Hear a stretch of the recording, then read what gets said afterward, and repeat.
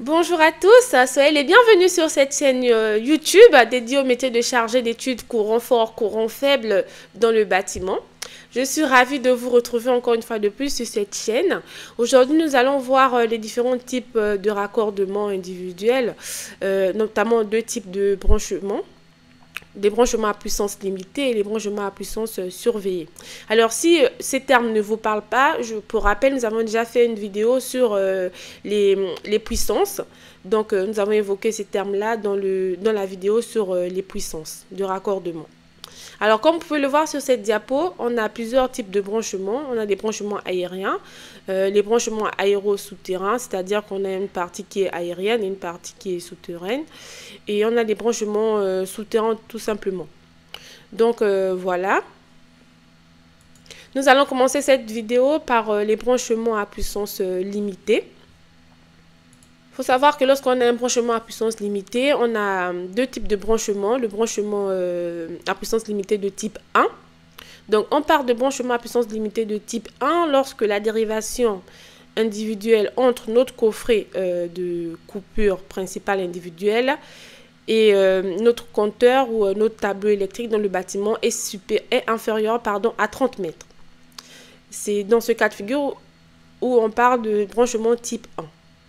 Et donc là, ce branchement-là, on peut les retrouver lorsqu'on veut faire le raccordement d'une maison ou d'un petit bâtiment ERP.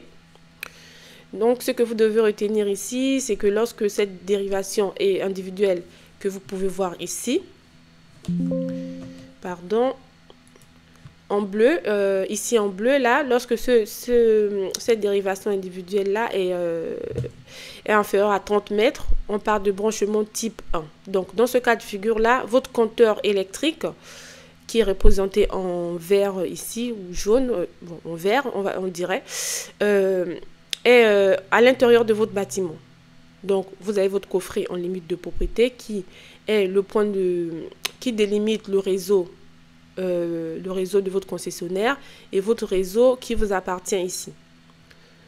Donc, ce compteur peut être installé dans votre maison lorsque votre dérivation individuelle est inférieure à 30 mètres.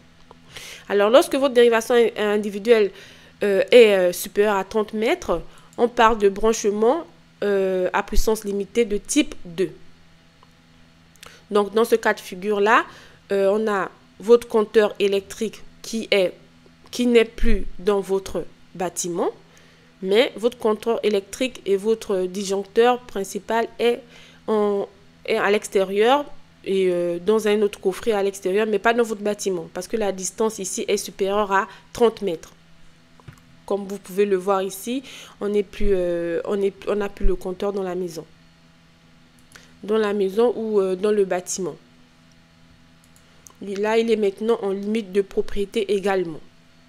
Donc, voilà ce que vous devez retenir ici pour le branchement à puissance limitée. On a deux types de branchements, le branchement type 1 et le branchement type 2. Pour le branchement type 1, notre compteur électrique est à l'intérieur du bâtiment et notre disjoncteur principal est également à l'intérieur du bâtiment. Lorsqu'on a un branchement type 2, donc notre dérivation individuelle est supérieure à 30 mètres, et dans ce cas de figure, notre compteur et notre disjoncteur est à l'extérieur en limite de propriété. Alors, si le terme limite de propriété ne vous parle pas, vraiment ce coffret coupe-circuit principal individuel là, qui marque le début de votre raccordement privé et la fin du réseau concessionnaire. Donc, c'est le point vraiment de jonction, le point qui délimite les deux réseaux. C'est comme ça que ça fonctionne en France. Je ne sais pas, je pense que ça doit être également le cas dans les autres pays. Mais voilà, c'est comme ça que ça fonctionne en France. Alors là, nous allons maintenant passer au branchement. On a fini avec le branchement à puissance limitée. Nous allons passer au branchement à puissance surveillée. Comme on avait déjà pu le voir dans la vidéo sur les puissances de raccordement. Le branchement à puissance surveillée, c'est lorsqu'on est entre 37 et 250 kVA. Et là, dans ce cas de figure, là, on n'a plus de sujet, on n'a plus le sujet de deux types, type 1 ou type 2. On a seulement un type de branchement et notre compteur, peu importe la distance, est à l'intérieur du bâtiment. Et on a une platine, un coffret de comptage que vous pouvez voir ici.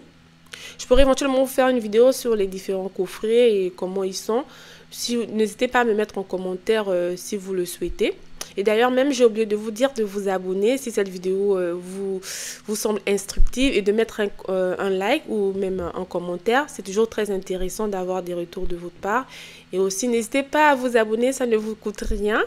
Parce que j'ai bien vu que la plupart des personnes qui regardaient les vidéos, elles n'étaient pas abonnées. Donc, je vous prie de bien vouloir vous abonner. C'est toujours très encourageant.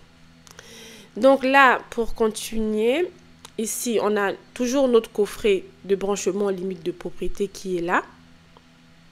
Et on a notre réseau, le réseau concessionnaire qui est en rouge ici. On a notre dérivation individuelle ici. Donc là, on ne tient plus compte de la distance.